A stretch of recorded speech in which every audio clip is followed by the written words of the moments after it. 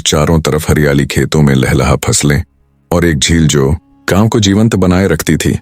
गांव के लोग खुशहाल थे और यह समृद्धि किसी एक व्यक्ति की वजह से थी, वीरेंद्र सिंह। वीरेंद्र सिंह गांव के सबसे प्रतिष्ठित और सम्मानित व्यक्ति थे। उनके परिवार की 3 पीढ़ियां गांव के प्रधान रह चुकी थी, लेकिन उन्होंने इस पद को कभी अपने अहंकार का हिस्सा नहीं बनने दिया। सादगी और उदारता उनकी पहचान थी। मालिक, हमें थोड़ी मदद चाहिए। गांव का हर गरीब, हर जरूरतमंद जब भी किसी मुश्किल में पड़ता तो सबसे पहले वीरेंद्र सिंह की हवेली की ओर जाता और हमेशा की तरह वे बिना किसी स्वार्थ के उनकी मदद करते हुए कहते, पैसा कमाया जाता है लोगों की भलाई के लिए, ना कि तिजोरी में बंद करने के लिए। गांव वालों के लिए वे सिर्फ एक जमींदार नहीं थे, बल्कि एक रक्षक, एक मार्गदर्शक और एक पिता तुल्य व्यक्ति थे। राजपुर गांव में जितने भी मंदिर, स्कूल और कुएं थे, वे सब वीरेंद्र सिंह की दानशी के कारण बने थे। वे गरीब किसानों को बिना ब्याज के कर्ज देते, फसल खराब होने पर कर्ज माफ कर देते और शादी ब्याह के लिए आर्थिक मदद भी करते। उनकी हवेली किसी किले से कम नहीं थी। ऊंची ऊंची दीवारें, विशाल आंगन और पुरानी राजसी शैली की शानदार बनावट पर वे खुद सादा जीवन जीते थे। हवेली के महंगे कमरों की बजाय वे बाहर बने छोटे दालान में बैठना पसंद करते, जहां गांव के लोग उनसे मिलने आ सकते थे। लेकिन हर चमकती चीज सोना नहीं होती। वीरेंद्र सिंह के 3 पुत्र थे। अभिषेक सबसे बड़ा, बेहद लालची और अहंकारी। उसे केवल पैसे और संपत्ति की चिंता थी। रणविजय मझला बेटा, चतुर और चालाक, जो हर समय पिता की जायदाद हथियाने की योजनाएं बनाता रहता। करण सबसे छोटा, आलसी, भोग विलास में डूबा हुआ, जो बस आराम करना चाहता था। तीनों भाइयों में एक समानता थी, उन्हें अपने पिता की उदारता से नफरत थी। वे अक्सर कहते, पिताजी तो आधी जायदाद इन गरीबों को बांट देंगे और हमें कुछ नहीं मिलेगा। वीरेंद्र सिंह ने हमेशा सोचा कि समय के साथ उनके बेटों की सोच बदलेगी, लेकिन हकीकत यह थी कि उनका लालच दिन बदन बढ़ता जा रहा था। एक दिन अभिषेक और रणविजय पिता के पास आए और बोले, बाबा, हमें अपनी हिस्सेदारी का फैसला अब भी कर देना चाहिए। वीरेंद्र सिंह चौंक गए। अभी? लेकिन मैं तो अभी जीवित हूं, हम आपका सम्मान करते हैं बाबा, पर हमें भी अपनी जिंदगी जीनी है। हमें अपने हिस्से की जमीन चाहिए ताकि हम अपने तरीके से व्यापार कर सकें। वीरेंद्र सिंह को अपने बेटों से यह उम्मीद नहीं थी। वे बोले, जायदाद का बंटवारा तब होगा जब इसकी जरूरत होगी, अभी मैं इसे सही नहीं समझता। बेटे खिन्न होकर चले गए, लेकिन उनके मन में लालच का बीज पनप चुका था। गांव में अब भी हर कोई वीरेंद्र सिंह का सम्मान करता था, लेकिन उनके बेटे अलग योजनाएं बना रहे थे। उन्होंने धीरे धीरे लोगों के कान भरने शुरू कर दिए कि उनके पिता बूढ़े हो गए हैं और निर्णय लेने में देरी कर रहे हैं। कुछ लोग उनके पक्ष में आने लगे, कुछ अब पहले जैसे नहीं रहे। एक रात वीरेंद्र सिंह को तेज बुखार आया। अगली सुबह उनके शरीर पर छोटे छोटे फोड़े निकल आए। पहले तो किसी ने ध्यान नहीं दिया, लेकिन कुछ दिनों में यह फोड़े दर्दनाक हो गए। धीरे धीरे यह घाव सड़ने लगे और उनसे बदबूदार मवाद निकलने लगा। गांव के लोग अब डरने लगे। जब बेटों ने देखा कि पिता की हालत बिगड़ रही है तो वे खुश होने लगे। वे बोले, अब जायदाद हमें ही मिलेगी। लेकिन समस्या थी, अगर पिता की बीमारी संक्रामक निकली तो गांव वाले उन्हें जायदाद नहीं सौंपेंगे। वे एक शातिर योजना बनाने लगे। एक रात रणविजय और करण ने गांव के कुछ बुजुर्गों को बुलाया और कहा, बाबा अब ठीक नहीं होंगे, हमें कुछ करना होगा। गांव के कुछ लोग बोले, अगर ये कोई श्राप है तो बाबा को अलग कर देना चाहिए, वरना पूरा गांव इसकी चपेट में आ जाएगा। यही सुनना बेटों को चाहिए था। उन्होंने लोगों को भड़काना शुरू किया ताकि उन्हें पिता को हवेली से निकालने का बहाना मिल सके। एक रात जब वीरेंद्र सिंह अपनी बीमारी से करा रहे थे, बेटों ने गांव के कुछ लोगों को इकट्ठा किया और कहा, अगर बाबा को हटाया नहीं गया तो हम सब बीमार हो जाएंगे। अब तक जिन गांवों वालों ने वीरेंद्र सिंह से मदद पाई थी, वही उनके खिलाफ खड़े हो गए। अगली सुबह जब वीरेंद्र सिंह को होश आया तो उनके सामने गांव का जमावड़ा था। हमें खेद है मालिक, लेकिन अब आपको गांव छोड़ना होगा। उनकी आंखों में आंसू आ गए। उन्होंने पूरी जिंदगी इसी गांव की सेवा में लगा दी और आज वही गांव उन्हें त्याग रहा था। एक छोटी सी गठरी में अपने पुराने कपड़े लेकर अपनी हवेली, अपना गांव और अपने ही बेटों को छोड़कर बीमार और थके हुए वीरेंद्र सिंह जंगल की ओर बढ़ गए। गांव से बाहर निकलने के बाद वीरेंद्र सिंह सुनसान रास्ते पर धीरे धीरे कदम बढ़ा रहे थे। चारों तरफ घना अंधेरा था, केवल आसमान में टिमटिमाते तारे उनकी यात्रा के गवाह थे क्या? वाकई यह मेरा अंत है। मन में यही विचार उमड़ घुमड़ रहे थे। गांव में जब वे प्रधान थे तब लोग उनकी एक आवाज पर दौड़ पड़ते थे, लेकिन आज वे अकेले थे। उनके अपने बेटों ने ही उन्हें ठुकरा दिया था। यह दर्द उनके शरीर के घावों से कहीं ज्यादा गहरा था। वे धीरे धीरे जंगल की ओर बढ़ रहे थे, पर हर कदम मानो 1000 मन का हो गया था। कुछ ही देर में वे एक ऐसे इलाके में पहुंच गए जहां इंसानों की हलचल पूरी तरह समाप्त हो गई थी। पेड़ों की टहनियां अजीब तरह से हिल रही थीं।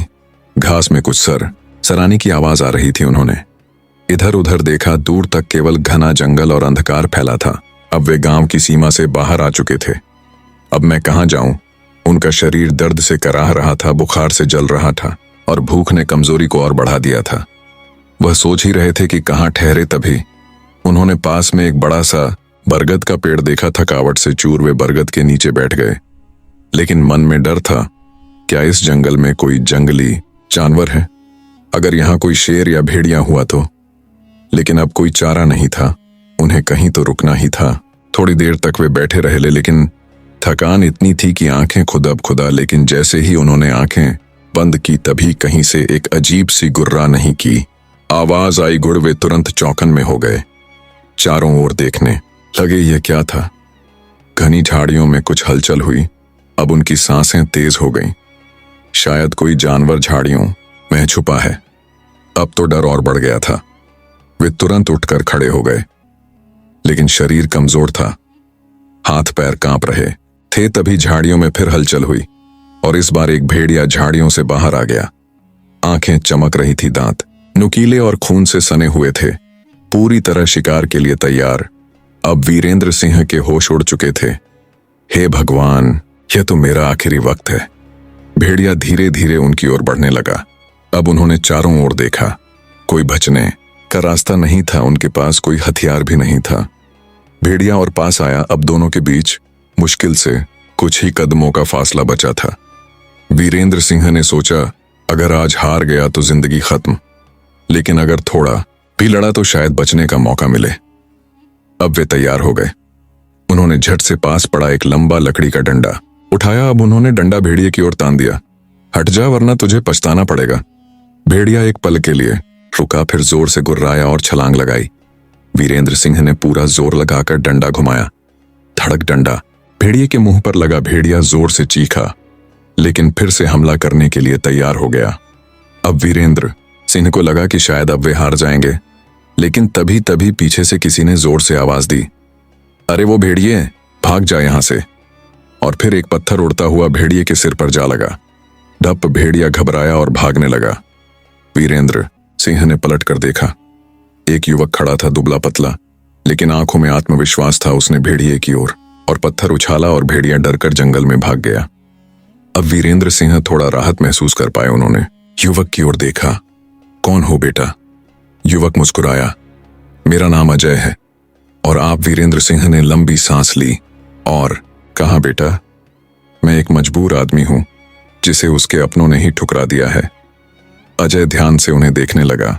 उनकी हालत देखकर वह समझ गया कि यह कोई साधारण व्यक्ति नहीं, बल्कि किसी बड़े घर से आया इंसान है। आपका पूरा शरीर घावों से भरा है और आपकी हालत बहुत खराब लग रही है।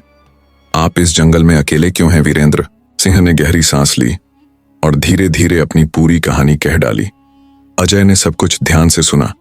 फिर उसने कहा, चिंता मत करो काका, अब आप अकेले नहीं हैं, मैं आपके साथ हूं। अब तक वीरेंद्र सिंह को लगा था कि दुनिया में कोई भी उनका नहीं है, लेकिन आज पहली बार किसी ने अपनी मर्जी से उनका साथ दिया था। अजय ने कहा, काका, मेरे गांव चलिए, वहां एक वैद्य है, वह आपकी मदद कर सकते हैं। पहले तो वीरेंद्र सिंह झिझक, लेकिन फिर सोचा, अब खोने के लिए कुछ नहीं बचा, क्यों ना अजय के साथ जाया जाए। उन्होंने हामी भर दी। अब एक नई यात्रा शुरू होने वाली थी। वीरेंद्र सिंह और अजय जंगल के संकरे रास्तों से गुजर रहे थे। रास्ते भर घने पेड़ों के साए, अजीब अजीब आवाजें और रहस्यमय शांति थी। बीमारी के कारण वीरेंद्र सिंह बेहद कमजोर हो चुके थे। चलना मुश्किल हो रहा था, लेकिन अजय उन्हें सहारा देकर आगे बढ़ा रहा था। काका, बस थोड़ा और चलिए, मेरा गांव अब ज्यादा दूर नहीं है। लेकिन वीरेंद्र सिंह के लिए हर कदम पहाड़ जैसा लग रहा था। उनका शरीर दर्द से चूर था, लेकिन इससे बड़ा दुख था अपनों की बेवफाई का कुछ देर बाद वे एक छोटी पहाड़ी पर पहुंचे। बस इस पहाड़ी के पार हमारा गांव है काका। लेकिन तभी वीरेंद्र सिंह ने महसूस किया कि कोई उनका पीछा कर रहा है। उन्होंने धीरे धीरे पीछे देखा। घनी झाड़ियों में कुछ हिलता हुआ दिखाई दिया। अजय रुको, यहाँ कोई और भी है। अजय चौकन्ना हो गया। कौन है? वहां कुछ पत्तियां सराए लेकिन कोई जवाब नहीं आया। क्या कोई हमारा पीछा कर रहा है? अब दोनों सतर्क हो गए। कुछ देर बाद वे पहाड़ी पार कर चुके थे और अब अजय के गांव का दृश्य साफ दिखाई देने लगा। यह गांव बहुत छोटा था, सिर्फ 40 से 50 घर, गोलाकार बंटी हुई झोपड़ियां और बीच में एक बड़ा चौक। गांव के लोग साधारण थे, सभी मेहनती किसान जो दिन भर खेतों में काम करते और शाम को चौपाल में इकट्ठा होते। जैसे ही अजय गांव में पहुंच, गांव के लोग इकट्ठा होने लगे। अजय तू कहाँ चला गया था और ये बूढ़े आदमी को कहाँ से लाया? अब सबकी नजरें वीरेंद्र सिंह पर टिकी थी। उनके फटे हुए कपड़े, झुकी हुई कमर और घावों से भरा शरीर देखकर लोग फुसफुसाना लगे। गांव का प्रधान गंगाराम भी वहां आ गया। अजय यह कौन है? अजय बोला। गंगाराम काका ये बहुत ही नेक इंसान है, मैं जंगल में मिला। इनकी तबीयत बहुत खराब है, मैं इन्हें बचा लाया हूं। लेकिन गांव वाले संदेह कर रहे थे। इनकी हालत देखो, ये कोई साधारण आदमी नहीं लगते। कहीं ये कोई मुसीबत तो नहीं ले आया? अब वीरेंद्र सिंह समझ गए कि हर जगह परायों को अपनाने वाला कोई नहीं होता। गांव के सबसे बुजुर्ग व्यक्ति वैद्य सुरेश नाथ को बुलाया गया। वह 70 साल के थे, लेकिन उनकी आंखों में अभी भी ज्ञान और अनुभव की रोशनी थी। उन्होंने वीरेंद्र सिंह की जांच शुरू की। उनके शरीर पर जो घाव है वे किसी साधारण बीमारी के नहीं है। यह बहुत पुरानी और रहस्यमय बीमारी है। गांव वाले और भी डर गए, कहीं यह बीमारी गांव में ना फैल जाए। अब वीरेंद्र सिंह के लिए एक और समस्या खड़ी हो गई थी। गंगाराम ने कहा, अगर यह बीमारी फैल गई तो पूरा गांव खतरे में आ सकता है। अब वीरेंद्र सिंह के सामने वही समस्या खड़ी हो गई जो उनके अपने गांव में हुई थी। क्या मैं यहां भी अस्वीकार कर दिया जाऊंगा? लेकिन इस बार अजय उनके साथ था। गंगाराम काका मैंने इन्हें जंगल में मरने से बचाया था, हम इन्हें ऐसे नहीं छोड़ सकते। वैद्य सुरेश नाथ बोले, अगर मैं कहूं कि इनका इलाज संभव है तो गांव वाले चौंक गए। क्या ये ठीक हो सकते हैं? वैद्य ने कहा, हाँ, लेकिन इसके लिए हमें बहुत मेहनत करनी होगी। अब अजय और वीरेंद्र सिंह को गांव में रहने की इजाजत मिल गई, लेकिन कुछ लोग अब भी नाखुश थे। गांव में कुछ लोग चाहते थे कि यह इलाज ना हो और वीरेंद्र सिंह को बाहर निकाल दिया जाए। रात में जब अजय और वीरेंद्र सिंह सो रहे थे, तब कुछ लोग चुपके से झोपड़ी के बाहर इकट्ठा हुए। हमें इन्हें जल्द से जल्द बाहर निकालना होगा। अब एक नया षड्यंत्र शुरू हो चुका था। अगली सुबह वैद्य जी ने वीरेंद्र सिंह का पहला इलाज शुरू किया। उनके शरीर पर औषधीय पत्तों का लेप लगाया गया, कुछ कड़वी जड़ी बूटियां दी गई। धीरे धीरे वीरेंद्र सिंह को थोड़ा आराम महसूस हुआ, लेकिन यह सिर्फ शुरुआत थी। वैद्य जी ने कहा, अभी असली परीक्षा बाकी है। कुछ दिनों बाद गांव में अजीब घटनाएं होने लगी। किसी ने रात में वैद्य की झोपड़ी को आग लगाने की कोशिश की। गांव के कुएं में झड़ डालने की साजिश हुई। कुछ लोग अजय के खिलाफ भड़काया जाने लगे। अब यह साफ था कि कोई नहीं चाहता था कि वीरेंद्र सिंह ठीक हो। गांव में रहस्य और साजिश गहराने लगी। अब वीरेंद्र सिंह की बीमारी सिर्फ एक बीमारी नहीं रही, बल्कि एक संघर्ष बन गई थी, जीने के लिए, सम्मान के लिए। रात का समय था। गांव के चारों ओर एक अजीब सी खामोशी थी। चौपड़ियों के अंदर से हल्की हल्की रोशनी छनकर बाहर आ रही थी। गांव के कुछ लोग अपने घरों में बैठे थे, लेकिन वे बेचैन थे। गांव में हो रही अजीब घटनाओं ने हर किसी के दिल में डर भर दिया था। वैद्य सुरेश नाथ के घर में भी एक गंभीर माहौल बना हुआ था। क्या अब हम सच में सुरक्षित हैं? अजय और वीरेंद्र सिंह ने एक दूसरे की ओर देखा। कुछ तो था जो इस गांव में सही नहीं हो रहा था। सुबह का समय था। गांव की महिलाएं पानी भरने के लिए कुएं पर पहुंची। जैसे ही पहली महिला ने बाल्टी कुएं में डाली और बाहर निकाली तो पानी का रंग अजीब सा लगा। अरे ये पानी इतना गंदा क्यों दिख रहा है? फिर दूसरी महिला ने भी बाल्टी निकाली। हाँ, इस पानी में अजीब सी बदबू भी आ रही है। अब हड़कंप मच गया। गांव के लोग भागकर कुएं के पास पहुंचे। उन्होंने बाल्टियां में भरा पानी देखा। यह पानी तो जहरीला लगता है। अब गांव में भय और गुस्सा दोनों बढ़ने लगे। गंगाराम ने कहा, किसी ने कुएं में जहर डाल दिया है। अब सवाल यह था किसने किया। गांव वाले आपस में फुसफुसाना, आदमी हमारे गांव में आया है, तब से ही अजीब घटनाएं हो रही हैं। क्या यह आदमी हमारे गांव के लिए खतरा है? अब शक की सुई वीरेंद्र सिंह की ओर घूम गई थी। गांव के कुछ लोग वीरेंद्र सिंह की झोपड़ी के बाहर इकट्ठा हो गए। गुस्से में एक आदमी चिल्लाया, जब से यह आदमी आया है तब से हमारे गांव में अशांति हो गई है। इसकी बीमारी भी अजीब है और अब कुएं में जहर भी मिला है। गंगाराम ने गंभीर स्वर में कहा, हमें सच जानने की जरूरत है। गांव वाले अब वीरेंद्र सिंह को गांव से निकालने की बात करने लगे, लेकिन तभी अजय बीच में आ गया। रुको, अजय ने गुस्से से कहा, क्या तुम लोग पागल हो गए हो? यह इंसान अपनी जान बचाने के लिए यहां आए हैं और तुम इन्हें दोष दे रहे हो। गांव के कुछ लोग अब भी हिचकिचान कुछ अब भी वीरेंद्र सिंह पर शक कर रहे थे। अजय ने फिर कहा, अगर कुएं में जहर मिलाया गया है तो इसका मतलब यह नहीं कि इसके पीछे वीरेंद्र सिंह ही हैं। गंगाराम ने कहा, तो फिर किसने किया? अब हर कोई सोच में पड़ गया। कौन था जो ये सब कर रहा था? रात का समय था, गांव में हल्की हलचल थी। अजय, वीरेंद्र सिंह और वैद्य सुरेश नाथ अपने घर के बाहर बैठे थे। तभी अजय ने देखा कि एक साया झाड़ियों के पीछे से गुजरा। कौन है वहां? अजय उठकर भागा, लेकिन वह छाया अंधेरे में गायब हो गई। अब यह साफ था, गांव में कोई छुपकर साजिश रच रहा था। अब तक यह साफ हो चुका था कि यह कोई सामान्य घटना नहीं थी, लेकिन सबसे बड़ा सवाल था, कौन कर रहा था यह सब? गांव के कुछ लोगों को अब लगने लगा कि गांव के ही अंदर कोई छुपा हुआ दुश्मन था। अजय ने तय किया, मैं इस राज को सुलझाना होगा, लेकिन यह इतना आसान नहीं था। अगली सुबह गांव के लोग वैद्य जी के पास पहुंचे, लेकिन जैसे ही उन्होंने झोपड़ी में कदम रखा वे चौंक गए। वैद्य जी फर्श पर गिरे हुए थे, उनके माथे से खून बह रहा था। गांव के लोगों ने उन्हें उठाया। वैद्य जी ने कराहते हुए कहा, कोई आया था और मुझ पर हमला कर गया। अब स्थिति और बिगड़ गई थी। अब तक गांव के लोग खौफ में आ चुके थे। हमारे ही बीच कोई दुश्मन है, अजय और वीरेंद्र सिंह। अब इस साजिश को सुलझाने के लिए एक योजना बनाने लगे। लेकिन तभी रात होते ही अजय और वीरेंद्र सिंह गांव के चारों ओर घूमने लगे। वे देखने लगे कि कहीं कुछ अजीब तो नहीं हो रहा, लेकिन तभी एक झोपड़ी के पीछे से एक आदमी भागता हुआ दिखा। अजय और वीरेंद्र सिंह उसके पीछे दौड़े। अब वे गांव के सबसे बड़े रहस्य के करीब पहुंच चुके थे, लेकिन क्या वे समय रहते सच्चाई को उजागर कर पाएंगे या फिर कोई नया खतरा उनका इंतजार कर रहा था? रात का समय था, गांव में चारों ओर सन्नाटा था। अजय और वीरेंद्र सिंह तेजी से भाग रहे थे। उनकी आंखों के सामने एक परछाई भागती जा रही थी। कोई था जो अब तक गांव में छुपकर हरकतें कर रहा था। अजय चिल्लाया, रुक जा, लेकिन वह साया तेजी से एक अगली में मुड़ गया। यह कौन हो सकता है? वीरेंद्र सिंह भी संशय में थे। वे दोनों भागते रहे, जब तक कि भागते भागते वे गांव के बाहर पहुंचे। उनके सामने एक छोटी सी टूटी फूटी झोपड़ी थी। साया वहीं जाकर गायब हो गया। अजय ने फुसफुसाना सहमति में सिर हिलाते हुए बोले, हमें अंदर जाकर देखना होगा। लेकिन तभी अजय और वीरेंद्र सिंह धीरे धीरे झोपड़ी के पास पहुंचे। अजय ने दरवाजे को हल्का सा धक्का दिया। दरवाजा धीरे धीरे चरमरा आया और खुल गया। भीतर घना अंधेरा था।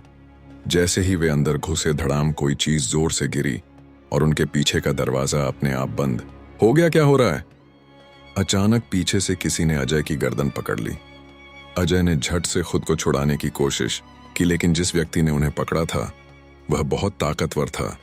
कौन हो तुम? अजय ने गुस्से से कहा, लेकिन कोई जवाब नहीं आया। उधर वीरेंद्र सिंह भी अपनी छड़ी उठाकर हमलावर पर वार करने लगे। छोड़ दो मेरे बेटे को। धप हमलावर पीछे हटा और अब अजय ने उसे जोर से धक्का दे दिया। धड़ाम वह आदमी जमीन पर गिर पड़ा। अब जब अजय और वीरेंद्र सिंह ने गौर से देखा तो उनकी आंखें हैरानी से चौड़ी हो गईं। तुम वह आदमी और कोई नहीं बल्कि गांव का ही एक व्यक्ति निकला। उसका नाम था बालेश्वर। बालेश्वर, तुम यह सब क्यों कर रहे थे? गांव में बालेश्वर को एक सीधा साधा किसान माना जाता था, लेकिन अब उसका असली चेहरा सामने आ चुका था। अजय ने बालेश्वर की गर्दन पकड़कर गुस्से में कहा, बोल, क्यों किया तूने यह सब? बालेश्वर डर से कांप रहा था।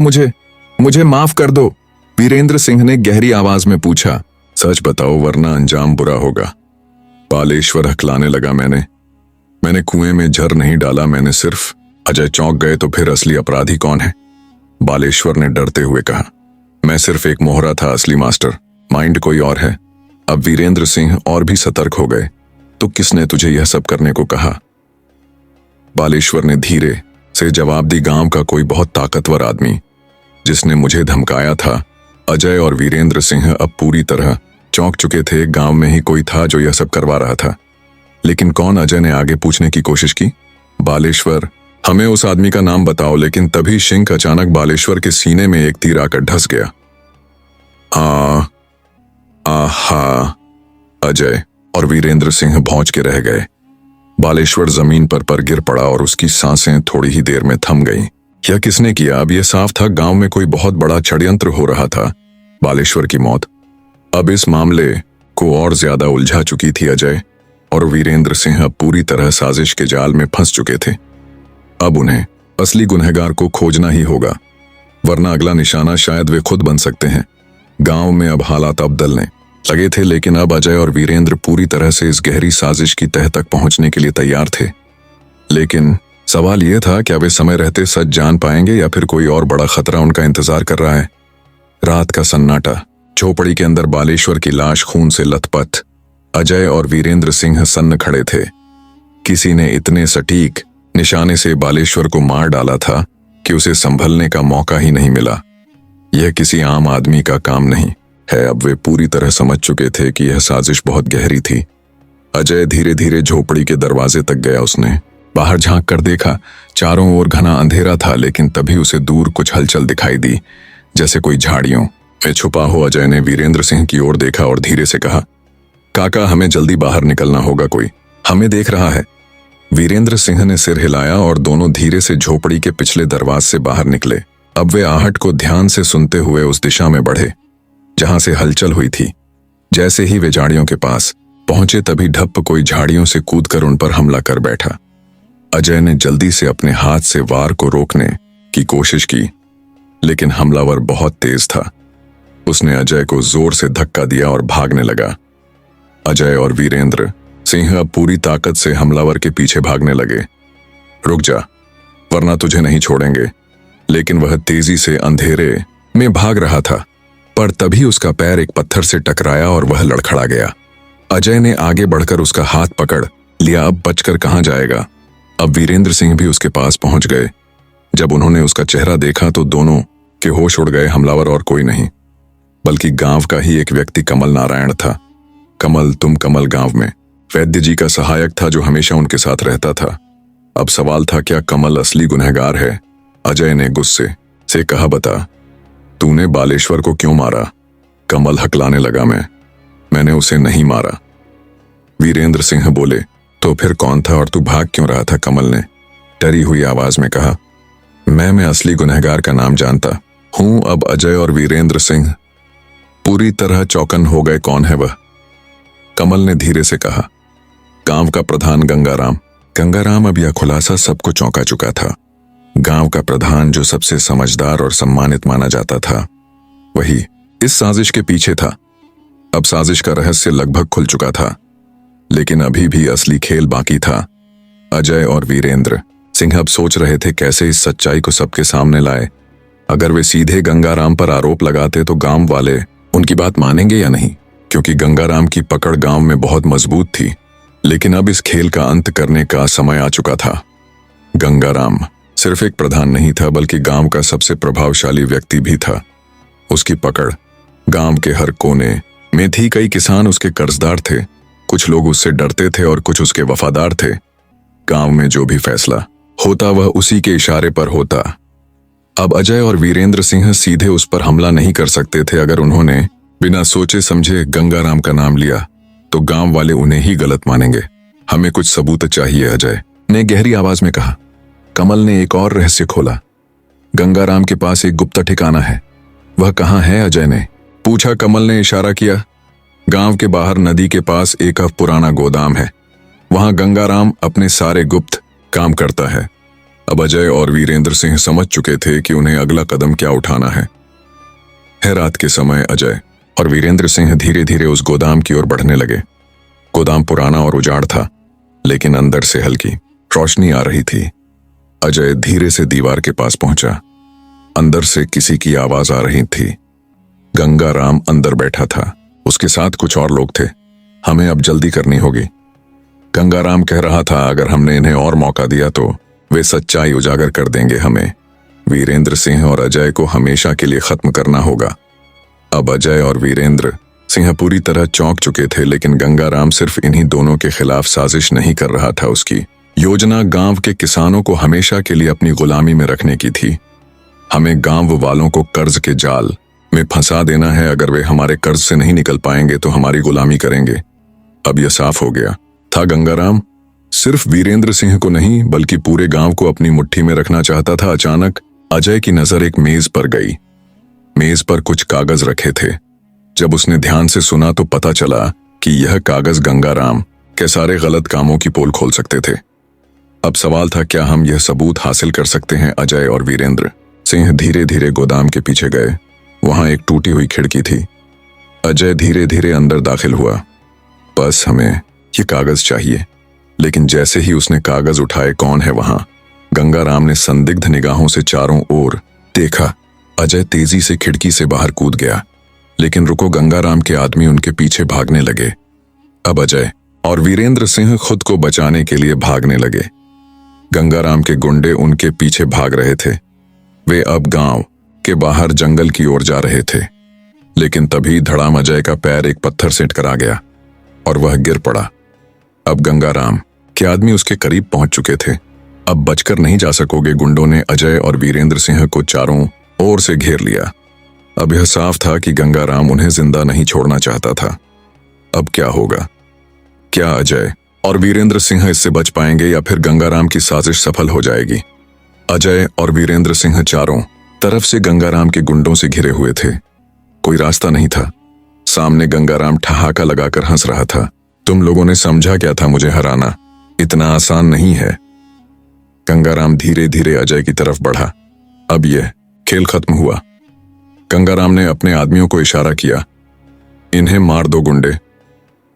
धीरे धीरे अजय और वीरेंद्र सिंह की तरफ बढ़ने लगे, लेकिन तभी रुको, दूर से गांव वालों का झुंड तेजी से दौड़ता हुआ आ रहा था। हाथों में डंडे, फावड़े और पत्थर थे। गांव वाले आ चुके थे। गांव के लोग अब पूरा सच जान चुके थे। गंगाराम ने उन्हें धोखा दिया था। गंगाराम ने उनकी मेहनत का पैसा लूटकर अपने पास रखा था। अब गांव वाले उसे नहीं छोड़ने वाले थे। गंगाराम अपने आदमियों के साथ भागने लगा, लेकिन अब बहुत देर हो चुकी थी। गांव वालों ने गंगाराम को घेर लिया। गांव के बुजुर्ग सामने आए और बोले, गंगाराम, अब तेरा खेल खत्म। गंगाराम गिड़गिड़ा नहीं लगा, मुझे माफ कर दो गांव के लोग। अब गंगाराम को उसके किए की सजा देना चाहते थे, लेकिन वीरेंद्र सिंह आगे आए और बोले, हम भी वही गलती नहीं करेंगे जो इस आदमी ने कि गंगाराम को गांव से निकाल दिया गया। अब गांव में नई शुरुआत होने वाली थी। अब वीरेंद्र सिंह गांव में आदरणीय बन चुके थे। गांव ने उन्हें अपना नया मार्गदर्शक बना लिया। अब गांव में सुकून था, लेकिन अजय और वीरेंद्र सिंह जानते थे कि यह सिर्फ एक नई शुरुआत थी। अब हमें गांव को आगे बढ़ाना होगा। गंगाराम के जाने के बाद गांव में एक नई ऊर्जा थी। लोग खुश थे कि अब वे स्वतंत्र हो चुके हैं, लेकिन वीरेंद्र सिंह किसी अनजाने डर से घिरे थे। क्या सब सच में ठीक हो गया? उनका मन कह रहा था कि यह शांति अस्थायी हो सकती है। अब गांव में एक बड़ा सवाल था, गांव का नया प्रधान कौन बनेगा? गांव वालों ने वीरेंद्र सिंह से कहा, आप हमारे नेता बन जाइए। लेकिन वीरेंद्र सिंह अब सिर्फ एक मार्गदर्शक बनना चाहते थे। उन्होंने सबकी तरफ देखा, फिर मुस्कुराए और बोले, अजय इस गांव का नया नेता बनेगा। अजय अभी भी युवा था। वह खुश था, लेकिन थोड़ा डरा हुआ भी था। क्या मैं इस जिम्मेदारी को निभा पाऊंगा? लेकिन वीरेंद्र सिंह ने उसका कंधा थपथपा, आया बेटा, मैं हमेशा तुम्हारे साथ हूं। अब गांव में एक नई शुरुआत हो रही थी। उधर गंगाराम गांव से निकाले जाने के बाद खामोश नहीं बैठा था। उसका अहंकार टूट चुका था, लेकिन उसकी नफरत अब भी जिंदा थी। मुझे इस गांव से निकालने की हिम्मत कैसे हुई? अब वह अपनी हार का बदला लेने के लिए एक नई साजिश रचने लगा। दरे कोसा 9 त 5 गांव में अनहोनी घटनाएं शुरू। कुछ ही दिनों में गांव में फिर से अजीब घटनाएं होने लगी। गांव के कुएं में पानी अचानक सूखने लगा। कई लोगों की फसलें खराब होने लगी। रात में लोगों को किसी के घरों के पास हलचल सुनाई देने लगी। गांव वाले फिर से डरने लगे। एक रात अजय और वीरेंद्र सिंह गांव की चौपाल में बैठे थे। तभी एक बच्चा भागता हुआ आया। काका देखो, यह क्या मिला? उसके हाथ में एक कागज था। अजय ने वह कागज खोला और पढ़ते ही उसके चेहरे का रंग उड़ गया।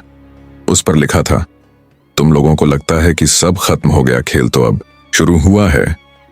अब यह साफ था कि गांव को फिर से एक बड़े खतरे का सामना करना था। अगली सुबह गांव के किनारे एक अजनबी आदमी देखा गया, लंबी दाढ़ी, गहरी आंखें और चेहरे पर एक अजीब सा खौफ। जैसे ही गांव वालों ने उसे गौर से देखा वे चौंक गए। गंगाराम वापस आ गया, लेकिन इस बार गंगाराम अकेला नहीं था, उसके साथ कुछ और लोग थे, खूंखार डाकू और अपराधी। अब यह सिर्फ एक राजनीतिक लड़ाई नहीं थी, अब गांव पर सीधा हमला होने वाला था। गांव वाले डर गए थे। अजय और वीरेंद्र सिंह गंभीर हो गए, हमें गांव को बचाने के लिए कुछ करना होगा। अब यह सिर्फ सत्ता की लड़ाई नहीं थी, अब यह गांव की आजादी की लड़ाई बन चुकी थी। गंगाराम अब खुद को बचाने नहीं बल्कि बदला लेने आया था।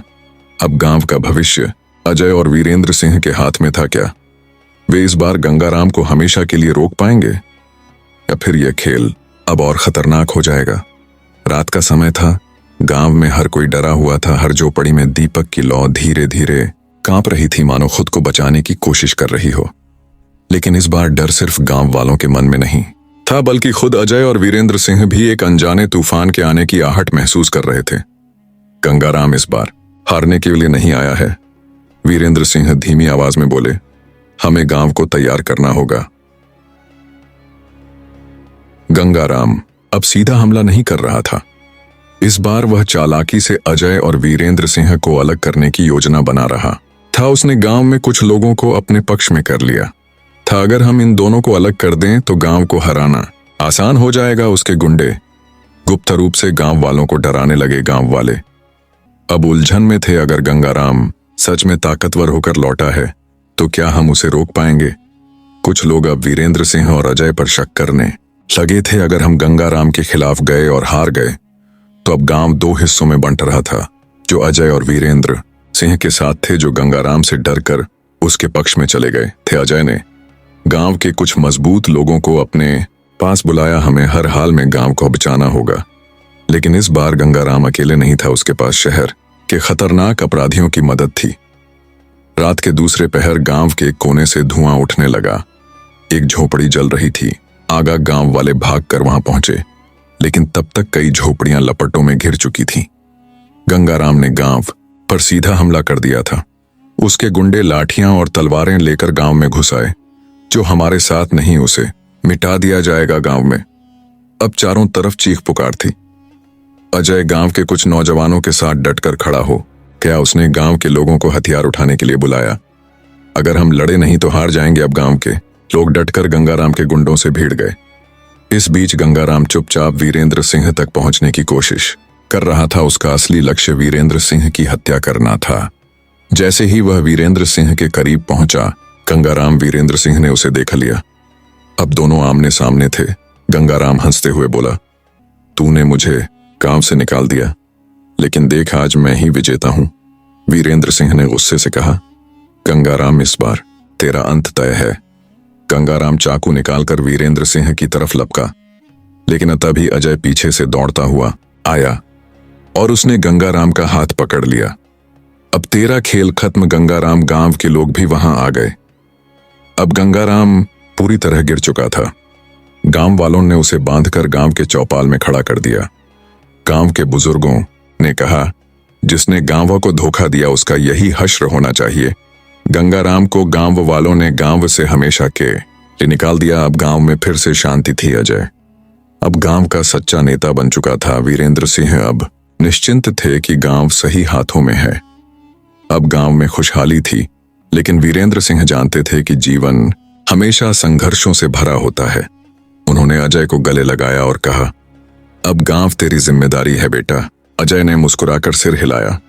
अब गांव में एक नई सुबह आ चुकी थी।